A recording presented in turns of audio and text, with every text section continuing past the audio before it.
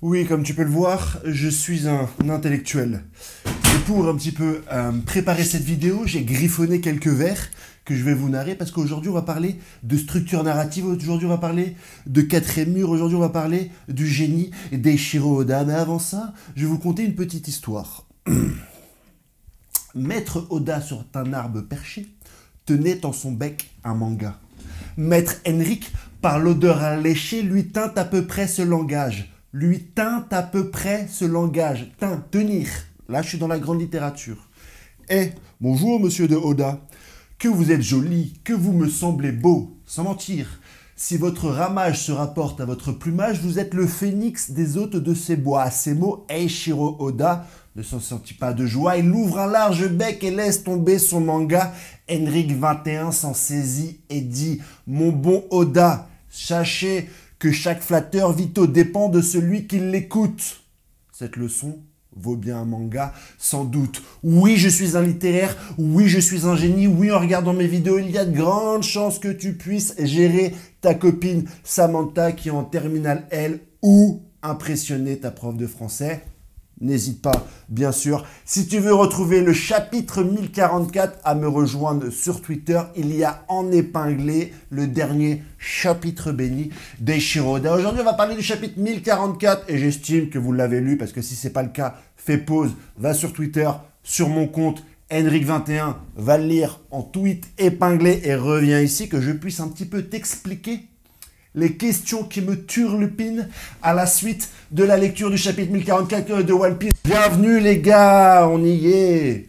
La révélation principale de la fin de l'arc Onigashima se présente devant vous. La dernière étape, la dernière transformation de Luffy, la dernière révélation d'Oda qui nous a parsemé depuis le début du manga. Les premières questions que je me pose. Est-ce que Eiichiro Oda a inventé sur le tas cette nouvelle forme Itonomi modèle Nika, ou est-ce que c'est quelque chose qu'il avait prévu depuis le début? On sait que Eiichiro Oda est capable de prévoir à l'avance un certain nombre de choses grâce à ses foreshadowing, donc il te prouve qu'il avait pensé il y a bien longtemps à certains éléments du manga en nous mettant des indices. Et puis parfois, pour beaucoup de situations, il improvise, comme par exemple la parenté de Ace, c'est venu très tard. L'idée est venue presque une semaine avant le chapitre, avant la révélation, que Ace était finalement le fils de Goldie Roger. On sait également que l'intégralité des supernovas a été dessinée une semaine seulement avant la parution du chapitre. Son éditeur lui a dit que l'arc Shabandi n'était pas si intéressant que ça et qu'il fallait rajouter de nouveaux personnages. J'ai plein d'autres exemples à citer, mais bon, tu as compris un peu l'idée. Donc la question que je me pose, c'est est-ce que Oda avait prévu finalement que Luffy ingère un autre flux du démon que celui qui nous a été présenté depuis le chapitre 1, autrement dit, le bien nommé Gomu Gomu no Mi. Alors il y en a beaucoup sur Twitter qui se disent est-ce que finalement Luffy va devoir un petit peu renommer toutes ces techniques? Là n'est pas la question. Ce qui est important, c'est que Oda, à mon humble avis et selon mon analyse, l'avait prévu puisque déjà, depuis plusieurs combats, notamment sur Skypiea, ça rime, hein. C'est de la haute voltige cette vidéo. Enner avait dit, tiens, normalement si le Gomu Gomu no Mi est un paramécia, il ne devrait pas changer la structure cellulaire du corps de l'utilisateur, et là normalement de Luffy, donc Luffy aurait dû se prendre les foudres d'Enner. Doflamingo en parle dans son combat contre Luffy, qu'il ne devrait pas normalement utiliser le haki de la sorte, c'est-à-dire modifier la structure du haki pour le rendre souple à souhait lorsque Doflamingo l'attaque. Un peu plus tard, un peu comme un cheveu sur la soupe, Kaido lui-même, en regardant la trajectoire du Gear Snake, se dit « Mince, cette trajectoire ne devrait pas être l'usufruit du pouvoir de mon Quai Luffy. » Donc on peut se dire, à travers ces éléments parsemés dans l'œuvre, que normalement Eiichiro Oda avait prévu qu'un jour, Luffy ait un changement au niveau du fruit du démon qu'il avait mangé. Oda l'avait prévu. Maintenant, quand on regarde un petit peu l'histoire, on se dit, mais le Gorosei qui nous explique que ce fruit est recherché par la marine depuis 800 ans. Est-ce qu'il n'y avait pas moyen qu'ils aient pris connaissance beaucoup plus tôt que Luffy avait mangé le Gomu Gomu no Mi? On sait que les liens de parenté sont très importants pour la marine parce que lorsqu'ils ont capturé Ace et qu'ils ont dit que c'était le fils de Goldie Roger, il était important pour eux de le tuer. Et là, on a manqué des Luffy qui est le fils de dragon, petit-fils de Garp, a le chapeau de Shanks, a mangé le Gomu Gomu no Mi qui cherche depuis 800 ans.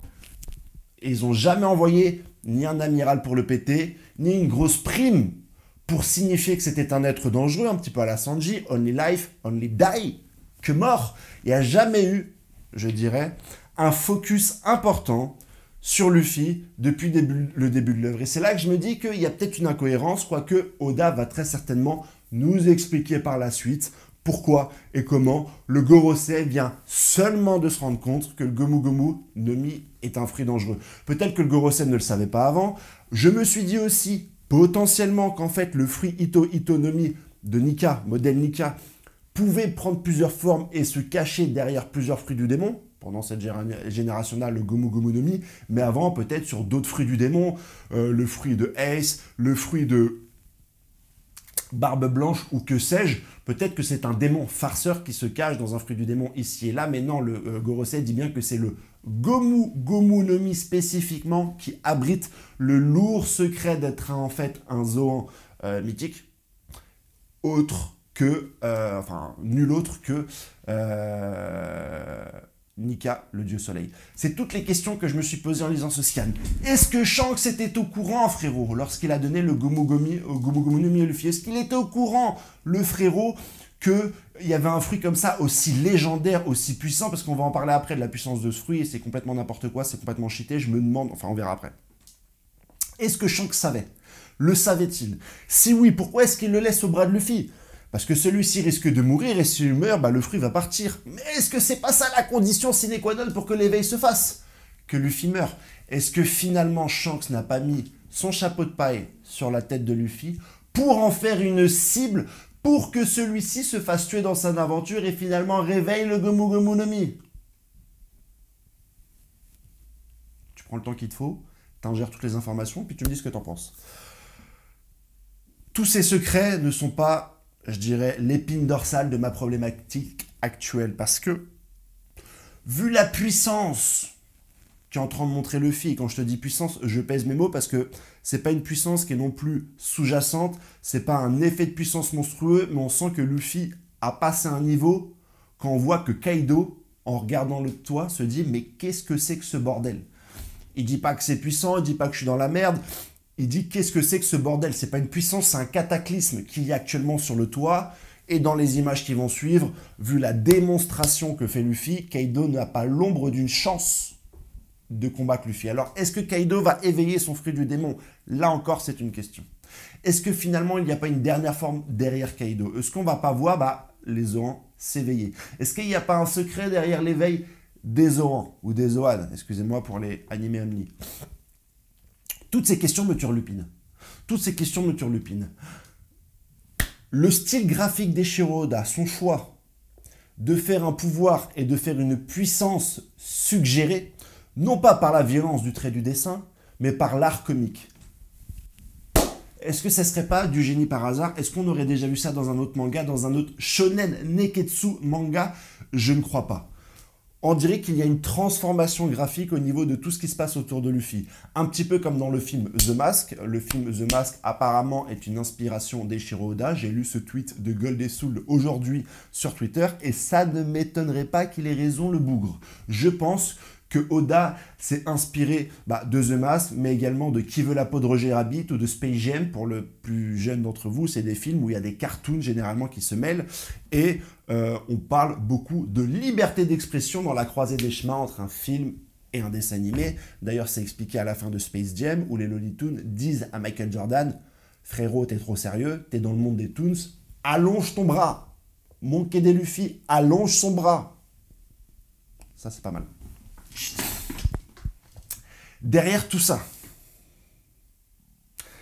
qui va pouvoir tenir tête à Monkey D. Luffy après ce combat-là? Shanks, Barbe Noire, Xebec, il est en train de poutrer Kaido, la créature la plus puissante du monde, facilement. Quelle va être l'étape supplémentaire pour Monkey D. Luffy? Qu'est-ce qui va pouvoir le mettre en danger aujourd'hui, vu la puissance phénoménale qu'il est en train de dégager? Alors, il y a plusieurs pistes à ça. Ou il y a d'autres modèle de fruit divin, parce que là on est sur un fruit divin, c'est Nika, le dieu soleil. Et peut-être que Barbe Noire en attend finalement. Peut-être que Barbe Noire attend un fruit des ténèbres, parce que Nika c'est le dieu du soleil, peut-être qu'il y a un dieu de la lune, et peut-être que c'est ça le troisième fruit, Zoan, qu'attend Barbe Noire. On s'est tous dit Barbe Noire il va vouloir le Zoan de Kaido, mais c'est peut-être pas le Zoan qui l'intéresse, c'est peut-être pas le Zoan le plus puissant, désolé. Hein. À chaque fois que je mets Zoan, insulte-moi dans les commentaires.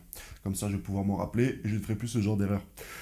Est-ce que Luffy va avoir un contre-coup de ce pouvoir? On en a parlé sur la radio One Piece. D'ailleurs, il y a de grandes chances qu'on fasse un live ce soir sur la radio One Piece. Connecte-toi sur la radio One Piece, www.twitch.radio-one-piece, les gars. Fais un effort, concentre-toi. Est-ce qu'il va pas y avoir peut-être les armes antiques qui vont être révélées et attachées à d'autres protagonistes de cette histoire? Ou d'autres antagonistes, devrais-je dire? Que de questions. Est-ce qu'on a des réponses? Non. On est seulement sur le chapitre 1044 et c'est le début un petit peu du grand climax de Nigashima et de toutes les révélations d'Eiichiro Oda. Donc on aura certainement des réponses. À partir de la semaine prochaine, on a le 1045 avec une page couleur. On aura le 1046 derrière. Est-ce que d'autres personnes dans le globe vont sentir la puissance destructrice de Luffy?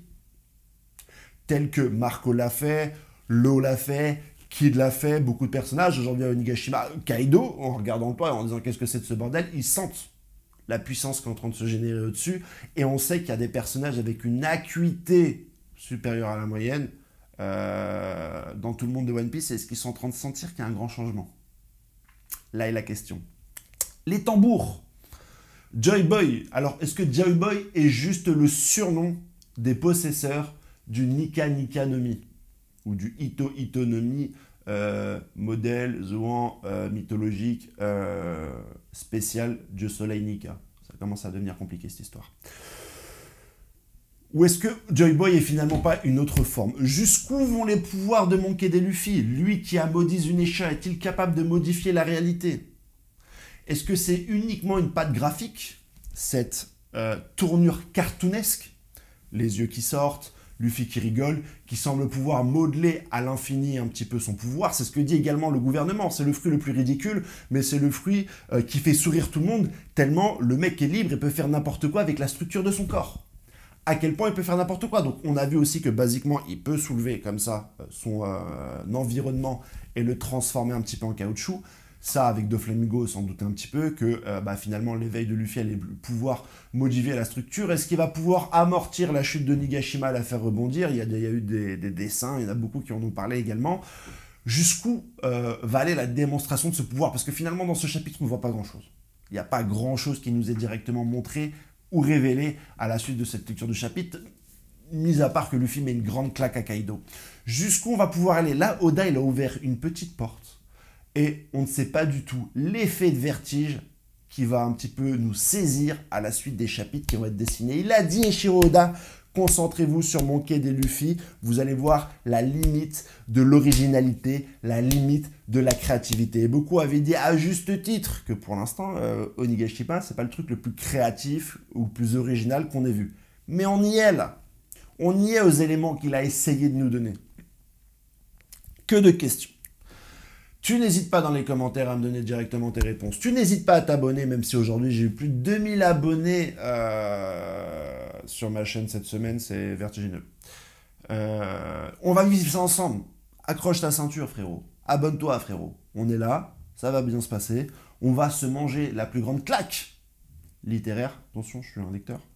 La plus grande claque au niveau de lecteur de manga. Et on va le vivre ensemble. Et pas de pause la semaine prochaine. Voilà ce que j'avais à dire pour ma review du chapitre 1044 de One Piece. On se retrouve lundi pour un épisode spécial parce qu'il y a une grande annonce qui va être faite le 28 par le staff d'Eiichiro Oda. Est-ce qu'on va parler du film? Est-ce qu'on va parler de One Piece Red? Est-ce qu'on va avoir une bande-annonce du live-action de One Piece Red? Je ne sais pas. Est-ce qu'on va parler des cartes? Waouh! Waouh! Trop de vidéos, trop de contenu, trop de gens, trop de... Je vous souhaite un bon week-end. Partagez cette vidéo. Sortez. Allez dans les parcs, kiffez votre race, lisez un peu de littérature, buvez du vin blanc, faites ce que vous voulez les gars. Bon week-end, ciao.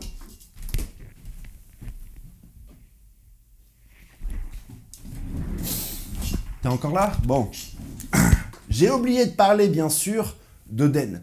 J'étais pas vraiment convaincu par le flashback de Den, on va être honnête, c'est pas quelque chose qui m'a réellement touché parce que je me suis dit, en voyant Oden danser, frérot, vu ta force et vu ton combat, pourquoi est-ce que t'as pas poutré Kaido plus tôt? C'est ça que j'ai envie de te dire. Mais maintenant, quand on regarde la symbolique de l'arc entre les smiles qui forcent certaines personnes à sourire lorsqu'elles n'ont pas de pouvoir, lorsqu'on voit le sourire forcé d'Oden, qui malgré toutes les problématiques psychologiques qu'il a à danser pour pouvoir sauver le maximum de vie sur Wano Kuni et qui sourit alors qu'il souffre intérieurement, on a l'avènement de toutes les formes de sourire dans le monde, hypocrite pour cacher les choses, pour cacher la faiblesse, pour cacher la souffrance. On a finalement le sourire originel, le vrai sourire, le sourire d'une liberté retrouvée, le sourire d'une puissance juvénile. Quand tu es jeune, quand tu joues au foot toute l'après-midi dans le parc, c'est ça le vrai sourire qui va sauver toutes les personnes qui ont essayé malgré elles, telles que Oden, telles que le peuple de Wano Kuni, d'être heureux malgré l'adversité. Nika le libérateur les a libérés. C'est une très belle scène où d'ailleurs Kanjuro, sous la forme un petit peu d'un démon de flamme, tue Orochi, qui cette fois, je pense, va mourir puisqu'elle a été cloutée par du granit parrain. Par qui? Par la fille d'Oden Kozuki, qui lui dit que, mon cher Orochi, tu ne mérites pas le pouvoir, tu n'as pas de bravoure, tu n'es rien, meurs brûlé, comme Fubui Oden Kozuki. Ouais, au revoir. Là, je me casse vraiment. Ciao.